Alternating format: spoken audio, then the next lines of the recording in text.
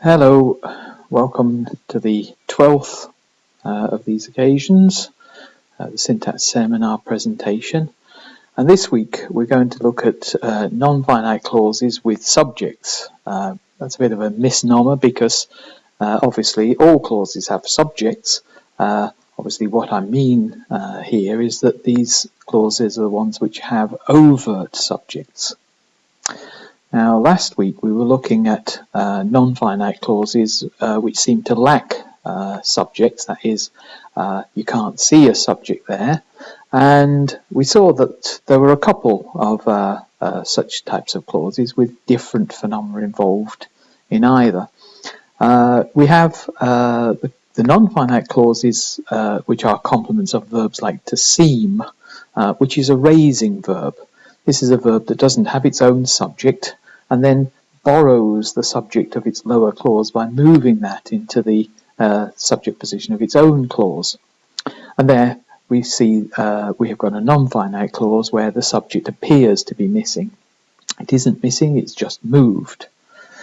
Then there are the kinds of verbs called control verbs, which have a non-finite clause complement, which is lacking a subject, but this time it's because the subject is present but unpronounced. Specifically, it's a pronoun subject, and we refer to this as big pro, and this pronoun takes its reference from the control verbs arguments here because there's only a subject. Obviously, the pro takes its reference from the subject of try, and we get John tries to be honest, meaning that John is the one who's going to be honest. And of course, then it looks as though this clause, to be honest, doesn't have a subject, but it does. It's just not a pronounced one.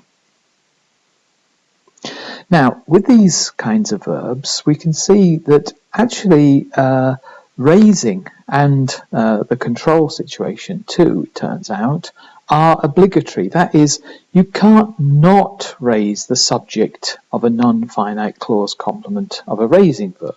So you couldn't say, for example, put one of these meaningless subjects, it, into the subject position and leave the overt subject back inside the non-finite clause, because that sentence would be ungrammatical. It seems John to be intelligent. Can't work.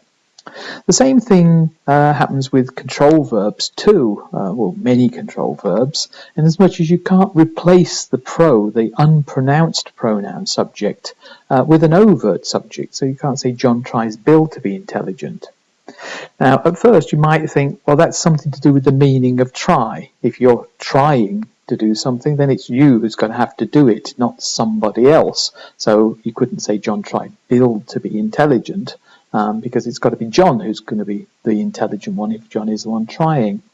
But you can see there's more to it than that, because if we were to replace Bill here with something that means the same thing as John but is still overt, say for example a pronoun like himself, then you can see that, well, this sentence is still ungrammatical. So John tries himself to be intelligent. Nothing wrong with that from a semantic point of view. It means exactly the same thing as John tries to be intelligent means. So what's wrong with this one is that we've got an overt subject, as opposed to the pro case where there's a covert subject, an unpronounced one. So it seems then that both raising verbs and control verbs, when they have non-finite clause arguments, they've got to have a missing unpronounced subject in them, and you can't have an overt subject in those positions. So, in general then, it looks as though non-finite clauses don't have pronounced subjects of their own. We can see this perhaps even more clearly if we concentrate on non-finite clauses in subject positions. Now, it's important to look at the subject clauses here, because subjects in general tend to be less restricted by verbs. If the clause is in the non-subject argument position inside the VP, we've seen that such arguments like themes that originate from within the same verb phrase as the actual contentful verb, that those kinds of arguments are more restricted by the verb itself. Subjects, on the other hand, tend to be less restricted or come under less influence by the verbs because they're not generated within that very small verb phrase. They're generated higher up in the structure, more distant from the verb, so the verb tends to have less influence over them. So if we look at clauses in the subject position, we can perhaps see the nature of those clauses more clearly. Here's an example. To be honest is important. Here we've got a non-finite clause, to be honest, in the subject position.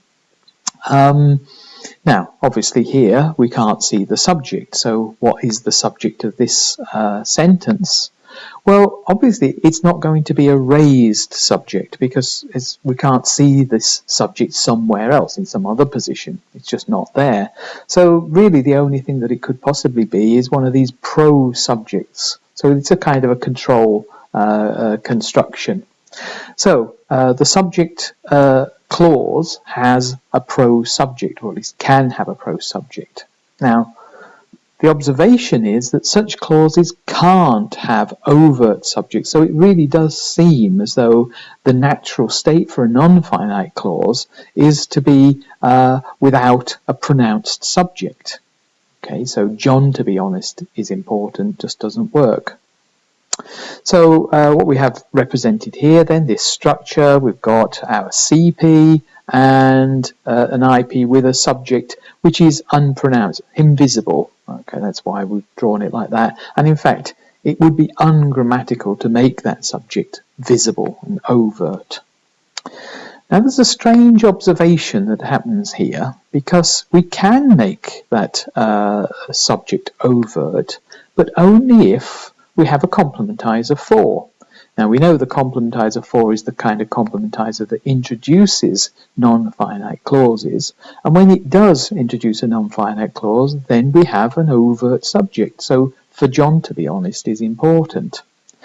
So there's clearly a connection then between the complementizer and the overt subject.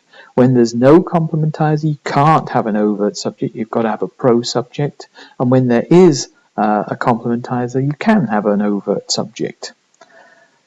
We can look at that as a kind of relationship which holds between the complementizer and the subject. We can say that the complementizer somehow licenses an overt subject to appear in that position. What the nature of this licensing relationship is, well, we'll discuss that towards the end of this presentation. But for now, let's just look at it like that. The presence of the for complementizer licenses an overt subject to appear in that position. Now, we've seen then that in general, you can't have overt subjects of non-finite clauses. Okay, with raising verbs and with control verbs, you just can't do that. But there are some verbs which actually do allow an overt subject. So a verb like believe, for example, allows an overt subject of its non-finite clause complement. Okay, so you can say John believes Bill to be intelligent. Note, there's no complementizer there at all. It's just the believe and an overt subject. It looks then that what we would have to say then, given that it seems that overt subjects of non-finite clauses need to be licensed by something or other, that it looks as though it's the verb that does it here, because clearly it's some verbs that allow this and not every verb. So a raising and a control verb can't, but a verb like believe can. We call such verbs exceptional verbs. Just why they're exceptional we'll look at in a short while, but we can see then that there are different types of verbs. Raising verbs which raise the subject out of the non-finite clause and can't have a subject left there. Control verbs which have an unpronounced subject of the non-finite clause and can't replace it with an overt subject. And then exceptional verbs where the subject is exceptionally overt. So, what is it that makes an exceptional verb exceptional? Well, the observation to make is that this truly is an exception, not only because they're the only kinds of verbs in English which allow this to happen, as we've seen. All other kinds of verbs which take non-finite clauses like raising and control verbs don't allow it to happen. So it's an exceptional type of verb that does it, but also it's exceptional cross-linguistically, in as much as there aren't many languages which allow overt subjects in non-finite clauses at all. English is in that way an exceptional language in allowing such exceptional clauses to exist. Okay, so what are the properties of an exceptional verb? Well, if we look at this case here, where the verb has been given a finite clause complement, which believe it can have either a finite or a non-finite clause complement. And here we see that the finite clause complement does indeed have an overt subject. In fact, all finite clauses have to have overt subjects no matter what. You only get covert subjects, unpronounced subjects, with non-finite clauses. Importantly, though, what we see here is that a verb like believe is like a control verb, not like a raising verb, in as much as it has two arguments. It has its own subject. So John believes Bill is intelligent. John is the one who is doing the believing, the experiencer of the belief. And that Bill is intelligent is the propositional argument of believe. Okay, so we can say then that exceptional verbs are generally two-place predicates. They have a DP subject argument and a CP propositional argument. They can take non-finite clauses. Okay, so that propositional argument can be a non-finite clause. And what's more, they are not control verbs. That is, not only can that subject be overt of a non-finite clause complement, but it has to be overt. You can't have a pro-subject in that position. So clearly exceptional verbs are not control verbs. Furthermore, there is a very strange observation, and that is they can't have a complementizer for either, because that's very odd, because, well, presumably that clause is a CP, and if there's a CP, then it looks as though there ought to be room for the complementizer, and yet when you try to put that complementizer in, it's ungrammatical. Now, that raises a huge question of why that is the case. Why can't you have a for complementizer? After all, it is entirely expected that you should be able to have a for complementizer there.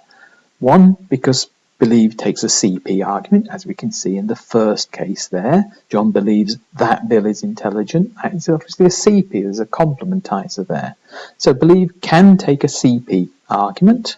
CPs are headed by complementizers, and in particular the non-finite clauses tend to appear with a for complementizer. So for introduces infinitival clauses. Okay, given that believe can take an infinitival clause complement, then it's entirely expected that this should be able to have a for complementizer with it. Furthermore, we've seen that the for complementizer licenses an overt subject there. We've got an overt subject. So it's entirely mysterious as to why we can't get the for complementizer. It appears that what's going on here is that it's the exceptional verb itself that has to license that overt subject, and it can't have the subject licensed by something else, like a complementizer. So that's the question then that remains. Why does an exceptional verb have to license its overt subject of its non-finite clause complement?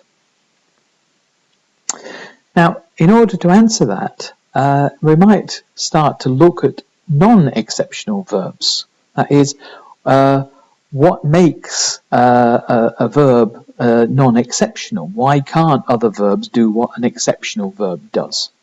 Okay, so what does an exceptional verb do? As we've seen, it licenses that overt subject of its non-finite clause all by itself. Okay. Now, there are other verbs which are not exceptional verbs. Take the verb hope, for example. They take CP complements. Those CPs can be non-finite, and in these cases the for complementizer appears and presumably has this licensing role that licenses the overt subject. So John hoped for it to rain. It is the subject of that non-finite clause. For seems to be the thing licensing it. And furthermore, such verbs can't license the subject by themselves. You can't say John hoped it to rain. So clearly hope isn't an exceptional verb like believe.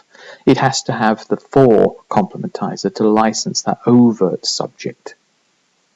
So what is it that stops a verb like hope from licensing this overt subject inside the CP?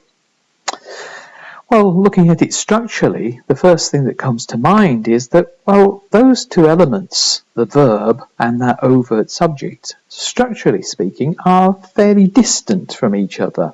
The verb takes the CP complement. The CP is headed by the complementizer. There's an IP complement of that complementizer, and the subject is in the specifier position of that IP.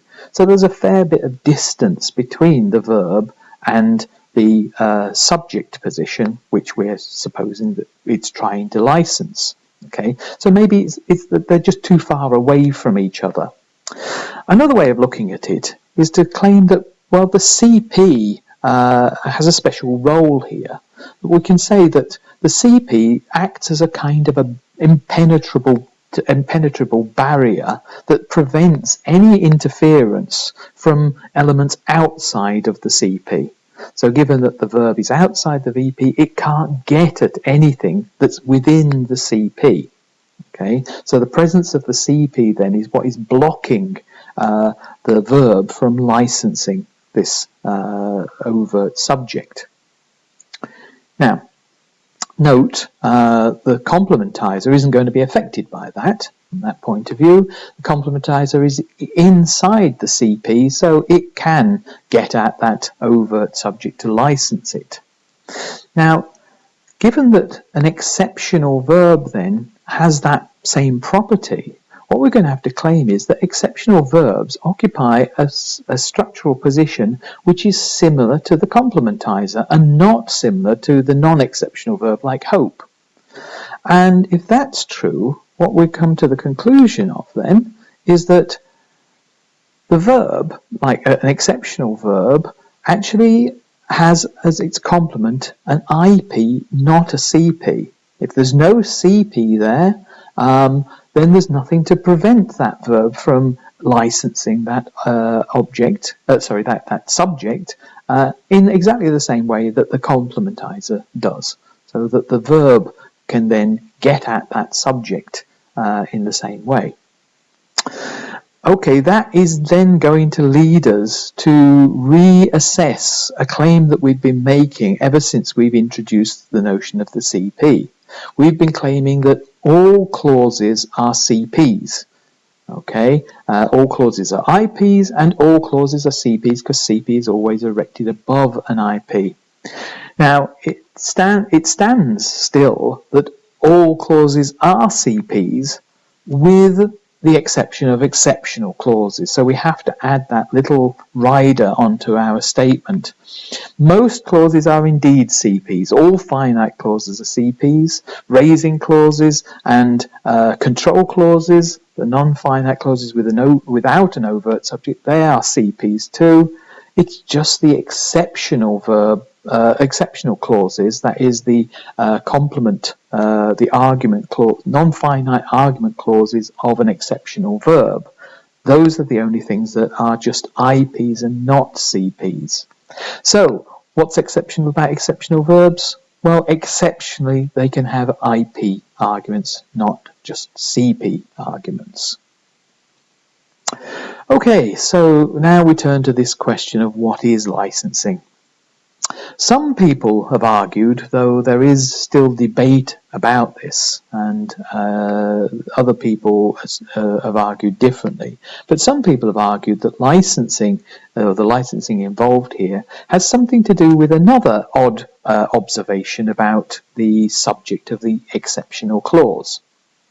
Here we've got an exceptional verb like believe with an overt subject, and this time we've made it a pronoun. Now the odd thing about that is the form that the pronoun takes. We've got John believes him to be intelligent. Now, if that clause were a finite clause, like he is intelligent, note that the form of the pronoun is different. John believes he is intelligent. Now that form he is the kind of form that a pronoun subject in general takes. So he is intelligent in a finite clause. You can't have him is intelligent. The form him, on the other hand, is the kind of form that a pronoun has when it's in either the object position of a verb or the object position of a preposition. Okay, so I saw him, or maybe to him, something like that. So he is typically associated with subject positions and him with object positions, though it's finite clause subjects which are associated with this he subject form. We call the form he and the similar form for other pronouns like I and she and they, etc. We call that the nominative form, and the form him or me or us or her, etc. We call that the accusative form. Now, it looks then as though nominative case, generally these forms we refer to as case forms. So the nominative case is licensed on the subject of a finite clause, whereas the accusative case is licensed on objects of verbs and prepositions. Now, some people have looked at this in terms of the kind of relationship that holds between some element within the finite clause and some element that is present with the verb and the preposition. And the idea is that those elements actually assign these cases to these positions. Now, clearly the element that appears inside a finite clause and nowhere else, well, that's a finite inflection. Finite clauses have finite inflection, so we can blame the finite inflection for the nominative case, because that's where the nominative case appears. So we can say finite inflection assigns nominative case to its subject position. Obviously then, if we're looking at it like that, it's clearly going to be the verbs and the prepositions which are responsible for assigning the accusative case to their object positions. Now, we then take that step further and say that licensing is the same thing as case assignment. Okay, so an overt subject is licensed if it is assigned a case from this perspective. And of course, then what we're going to have to say is that believe is the element which assigns the case to that subject of the non-finite clause. That makes perfect sense if that subject is accusative, because it's being assigned its case by the verb. The other thing we have to say is that the for complementizer is also an accusative case assigner, and people have kind of accounted for that under the assumption that the for complementizer has kind of prepositional properties. It's a bit like a preposition. It looks to some extent a bit like a preposition, but it's a complementizer. But prepositions and verbs are what are associated with assigning of accusative case, and then that's what we get in these cases. That believe, the exceptional verb, as being a verb, assigns an accusative case, and because it only has an IP complement, it can get that case onto that subject. Similarly, for is an accusative case assigning complementizer, and given that its complement is this IP, it can assign that case to that subject. Okay, to summarize then what we've said here. Exceptional clauses are non-finite clauses which have overt subjects. They are the arguments, the clausal arguments of particular type of verbs, which we call exceptional verbs, believe being the archetypical example of an exceptional verb. They take IP clausal complements. They can take CPs as well, but that's typically when those clauses are finite. As I've said, all finite clauses are CPs. But when an exceptional verb takes a non-finite clause as its complement, there's no CP there. They are truly the exceptional cases. And that allows them to license the subject of that IP because there's no CP there to act as a barrier to block this licensing relationship. Some people have argued that this relationship is to do with the assignment of accusative case to the subject of these clauses. Okay. Licensing then is this assignment of this case. Now the external verb, the verb which is external to the clause, then gets to assign a case, and given that verbs are associated with the assignment of accusative case, it turns out then that the subject of this IP argument gets accusative. Okay, and that's what licenses it to be overt. The non-overt subjects in raising and in control cases, then we can assume that those for some reason or other can't get case. They shouldn't be case assigned, and that's why one, they have to move with a raising verb or have to be unpronounced as with the pro subject. Okay, that's all for this week, and I'll see you in class then. Bye bye.